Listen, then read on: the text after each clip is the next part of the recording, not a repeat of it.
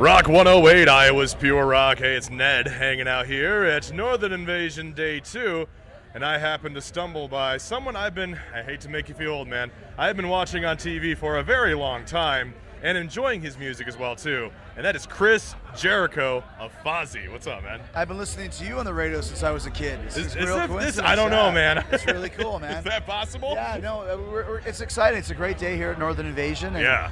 Great crowd at hand, and anytime you play a festival, you know it's always going to be fun. Because I find that people come to a festival to see as many bands as they can, and to just enjoy as much as they can. That's the way it should be. It's the way that it is in Europe. Yeah. It's the way that it is here now as well. So it's going to be a fun day. It is, definitely. And I keep hearing that whole statement of rock is dead, rock is dead. I'm like, have you guys been to any of these festivals that are around the world? I mean, come on. Maybe in the mainstream. But rock and roll's never really been mainstream. It goes through phases. If you get a band like Metallica or Guns N' Roses, that can kind of break through to the other side. But rock and roll is not supposed to be critically acclaimed. Right. I like it better when it's not. I like it better when everybody likes my music except for critics. Yes. We get panned as much as anybody, if not more, but I don't give a shit. I'm just happy to know that our fans are excited and that people here are excited. So rock isn't dead. Yeah. It's just kind of underground at times. Yeah. It's kind of like our music in a way, Well, yeah. I mean, if you're into rock and roll, it really is kind of an exclusive club. To where if you meet somebody that's wearing, a Metallica shirt or a Fozzy shirt, oh, you like that band?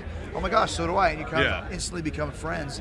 I can't think of any other music like, oh, you like Drake? I like Drake. It doesn't work that way. Yeah, it doesn't. Rock and roll, heavy metal, it takes a little bit more of a commitment.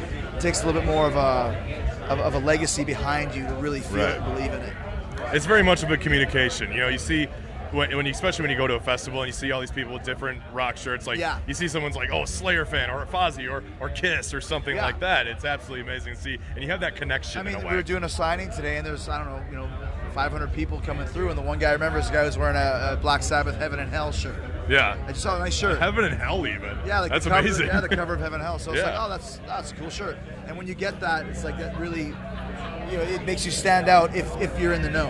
Yeah, definitely, man. Now, obviously, like I said, I've been watching you on TV for a while, of course, with WWE and all of the above. Sorry to make you feel old, Chris. I'm sorry. But Fozzy's amazing. You guys are touring around the country right now, and obviously, you got a couple more tour dates left as well, too. So how's the tour been going? It's been going great. We're out with King and Sons of Texas, a couple great bands that kind of fit the vibe of Fozzy. And, May has become, they call it the world's loudest month. It's based around all the festivals. Yeah. And you kind of fill in the dates in between. So, right.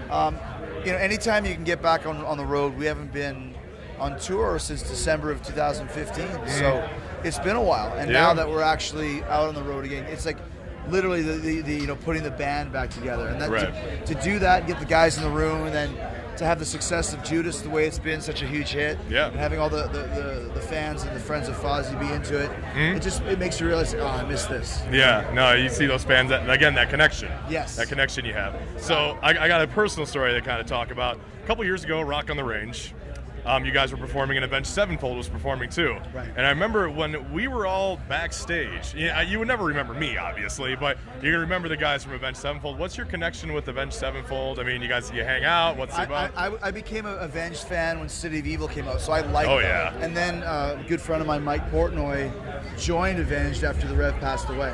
Yeah. And so I met them in the studio because Mike said, come on down, it was in LA, and that's where I kind of started hanging out with them and just established a real friendship with everybody in the band, specifically with Shadows, but all those guys. Johnny's great, and Zachy and Gates, even Brooks is a cool guy. Yeah. And we've been to each other's houses for dinner, and you meet certain people that you hit it off with right away. Yeah. Similar mindsets, similar goals, similar ethics, work ethics. Yep. And I love those guys. I see a lot of myself in Avenged Sevenfold. It's just, they've never really changed. It's a bunch of great guys that have now become one of the biggest bands on the planet, and still got their hearts in the right place. So anytime we're on the bill with them, even a couple weekends ago, we were at Lunatic Luau in Virginia Beach, and went and spent the night at their hotel and just kind of hung out debating whether or not there's such thing as a perfect album. Okay.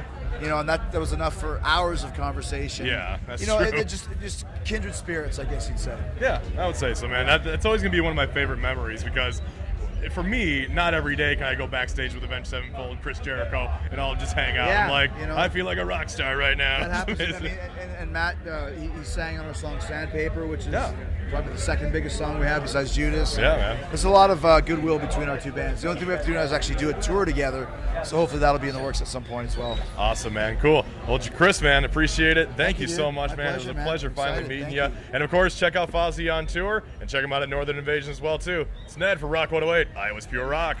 I was Pure Rock.